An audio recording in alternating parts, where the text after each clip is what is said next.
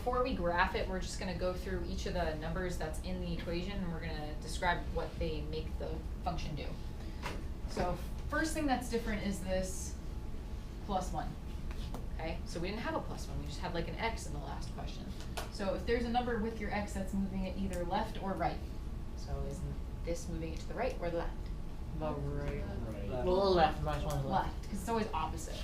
Okay, so we know that there's a horizontal translation, left one, because of the +1. Okay. Now, there's also a -1 right here. So that is your k. K moves it up or down? Up. Down. This one's going down. So vertical translation, down 1. Now, with every point, so all the points are essentially like shifted down from the parent function. With all the points is going to go your asymptote. So where was the asymptote before? 0.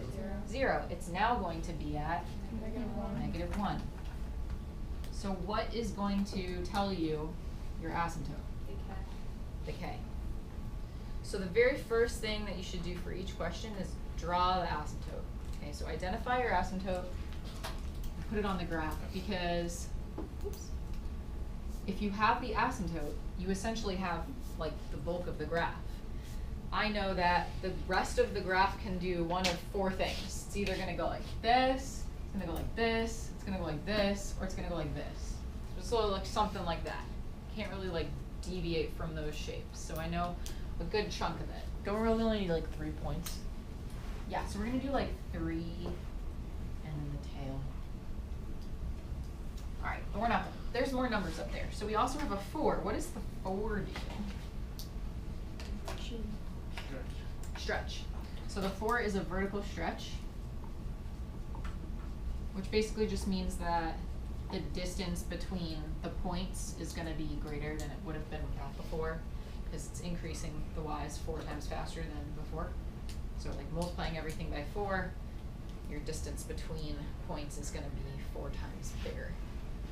So the points will be farther apart.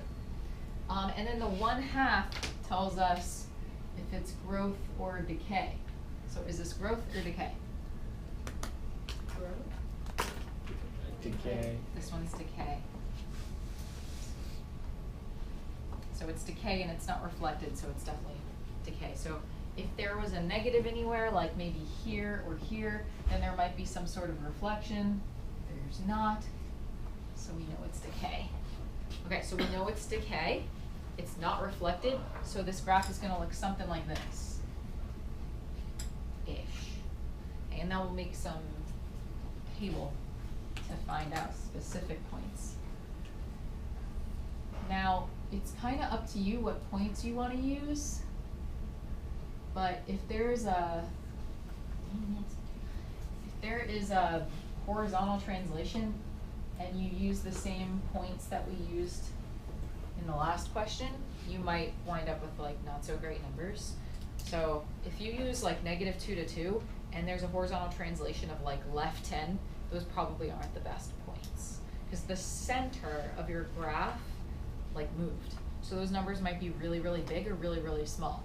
So something that someone did in the other class to kind of make it easier to know where to start is pick whatever number is going to make that exponent 0 and then choose points near that. So what makes the exponent 0? -1. -1. So pick -1 and then pick maybe like something smaller and something bigger. You can pick like 2 smaller and 2 bigger, or 1 of each, or whatever. I would say you need 3 points and the asymptote.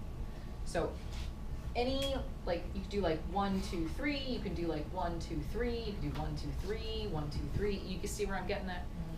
So you need like 3 of those, and then your asymptote, and then you should be good.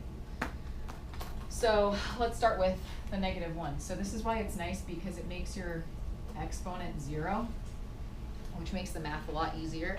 And then it kind of, again, it shows you like the center of your graph. So 1/2 to the 0 power is 1. 1 times 4 is 4. And then 4 minus 1 is 3. So there's 1 point. So -1, 3. It's right here.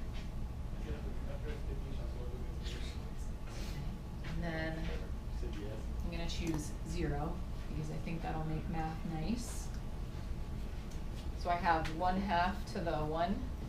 So it'll be, So it's half times 4 is 2. and then minus 1 is 1. So 0, 1. So it's got the same y-intercept. Now you can pick 1, you can pick -2, you can pick -3. I'm going to pick -2.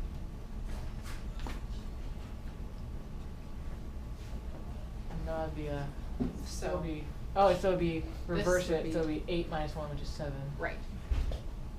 So 7, so -2, 7 would be another point. You could pick 1 if you want.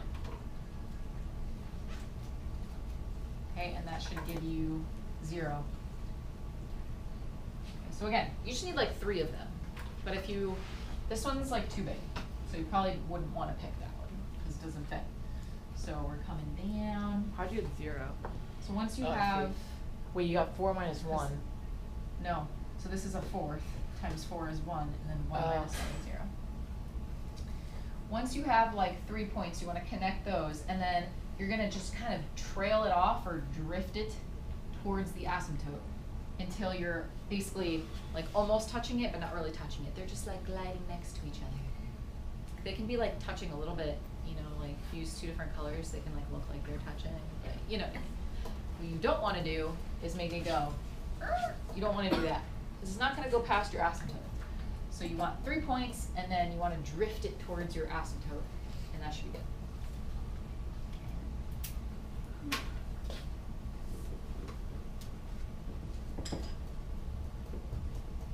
Alright, what is our domain? All real numbers. All real numbers. So it's always going to be all real numbers for exponential functions. And our range, Y is greater than -1. so either y is greater than -1 because that is like the lowest the graph is getting, or you can do interval notation, which would be -1 to positive infinity, not including -1. So you don't put a bracket here, you put parentheses around both.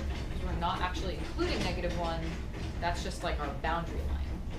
So we're getting close to -1, but we're not ever going to graph a point at something comma -1. We're just going to get really, really close. So step 1, what you want to do is identify your asymptote and graph it, okay? Because this tells you probably the most about your graph.